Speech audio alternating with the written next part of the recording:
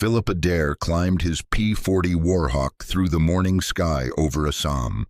As he turned, 64 Japanese aircraft appeared out of the haze just 3 miles away, flying straight toward his airfield at Dinjan. Adair had flown 43 combat missions protecting supply flights over the Himalayas, known as the Hump. But this morning, every other fighter was still on the ground. Japanese air raids had already destroyed dozens of transport planes in the region, killing more than 100 Allied personnel. If today's attackers reached Dinjan unopposed, the damage would cripple supply operations into China for weeks. Below him sat 14 fully loaded C-47 transport aircraft, a field hospital full of wounded soldiers, and fuel supplies critical to the war effort. The enemy force included 24 Japanese Ki-21 bombers and about 40 Ki-43 Oscar fighters escorting them. Friendly fighters were 38 minutes away. The Japanese would reach the airfield long before help arrived. Adair checked his fuel. He had enough for about 90 minutes of flying. His P-40 carried 6.50 caliber machine guns with barely more than 12 seconds of total firing time. Standard doctrine said a pilot should never attack when outnumbered more than 5 to 1. Adair was facing odds of 64 to 1. He had a choice. He could shadow the enemy and wait for help, knowing the bombs would fall before support arrived. Or he could attack alone and try to disrupt the raid. Adair pushed the throttle forward. The P-40 surged ahead as he climbed above the bombers, placing the sun behind him. The Japanese pilots hadn't seen him yet. They were focused on the airfield. Surprise was his only advantage. Adair rolled over and dove straight into the lead bomber formation. His speed climbed past 360 miles per hour. At 800 yards, he opened fire. His bullets ripped into the lead bomber's wing, and its engine exploded in flames. Smoke poured out as the bomber fell away. The tight formation shattered instantly. As Adair pulled up, Oscar fighters dove down on him from above. The Japanese fighters were lighter and far more maneuverable than his P-40. He knew better than to turn with them. Instead, he used speed, diving away and climbing back toward the bombers again. The bombers tried to regroup. Adair dove through them a second time, setting another bomber on fire. The formation broke again, bombs unsafely scattered among nervous crews. With each attack, their accuracy fell apart. Oscar fighters swarmed him now.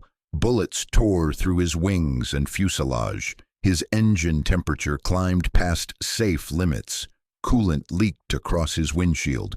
His engine began to overheat, then burn. Any normal pilot would have bailed out. Adair stayed with the plane. As flames crawled across his engine, he cut fuel, then brought it back just enough to keep the engine running. The bombers, now scattered and shaken, turned away. The raid was broken. Dinjan airfield was safe. Adair turned for home with 6 Oscar fighters following him, watching and waiting. His oil pressure dropped to 0. The engine shook violently. Smoke filled the cockpit. His controls began to fail. At 4,000 feet, his right aileron cable snapped. The plane rolled and dove. Adair had almost no control left. Then an idea hit him. He rolled the P-40 completely upside down. Flying inverted changed everything. The broken controls now worked in reverse. The plane stopped falling. Adair began an impossible pattern, rolling upside down to climb, then upright to let fuel flow again. Over and over, he clawed his way back toward base. The Japanese fighters circled, stunned. One approached, then backed off. No one interfered. They turned away and left him alone. After 15 minutes of fighting gravity and a dying engine, Adair spotted his airfield. His landing gear wouldn't come down. With no engine power left, he used a manual pump, 28 hard strokes, to force the gear down by hand. 2 miles from the runway, the engine finally died. With no power, poor glide performance, and heavy damage, He was going to fall short. Then he remembered something almost forgotten from training. He rolled the plane upside down again. Inverted, the P-40 glided farther, faster, better. Smoke trailing behind him, gear extended. Adair approached the runway upside down while ground crews stared in disbelief. At barely 200 feet, he rolled upright, fought the broken controls, and hit the runway hard. The landing gear collapsed. The plane spun, sparks flying, and slid to a stop. Philip Adair climbed out alive. His plane was destroyed beyond repair, but every Japanese bomber had turned back. Not a single bomb hit Dinjan.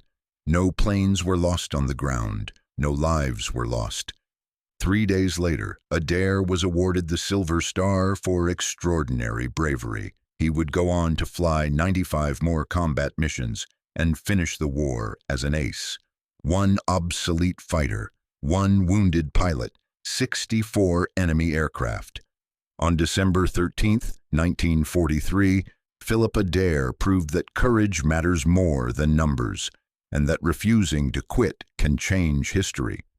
If you enjoyed this story of forgotten heroes, like the video, subscribe to the channel and turn on notifications so you don't miss the next one.